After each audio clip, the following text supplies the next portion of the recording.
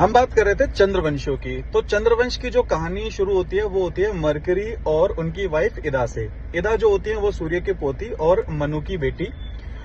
तो इदा जब पैदा होते हैं वह एज ए फीमेल पैदा होती हैं, लेकिन धीरे धीरे वो एज ए मेल ट्रांसफॉर्म होने लगती हैं।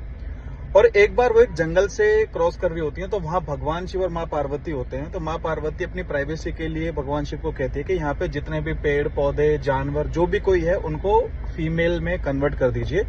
तो भगवान शिव ऐसा करते हैं, तो इदा दोबारा से एज ए फीमेल ट्रांसफॉर्म हो जाती है। तो उनकी शादी मरकरी से होती है और मरकरी का जो बेटा होता है वो होता है पौरव। पौरव की जो वाइफ होती है वो होती है उर्वशी। उर्वशी इंद्र की सभा में स्वर्ग में अप्सरा थी। तो वहां से जो कहानी शुरू होती है वो चंद्रवंश का वंश शुरू होता है और एंड तक मतलब अब देखें जो महाभारत वाली जो पूरी जनरेशन है वो चंद्रवंश कहलाती है।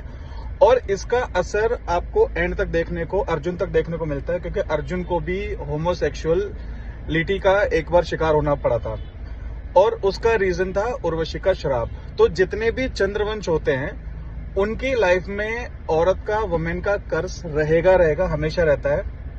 फॉर एग्जाम्पल मरकरी की लाइफ में उनकी माँ का कर्ज था, मून की लाइफ में रोहिणी का कर्ज था और फिर तारा का कर्ज था।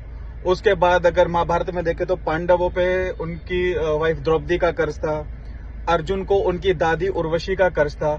तो जितने भी चंद्रवंश हैं उनकी लाइफ में वुमेन का कर्ज हमेशा रहेगा। इसी रीजन से उनको ये होमोसेक्सुअलिटी, इम्पोर्टेंसी और फिर एक्स्ट्रा मेटल, ये सारी की सारी चीजें देखने को यहाँ पे मिलती हैं।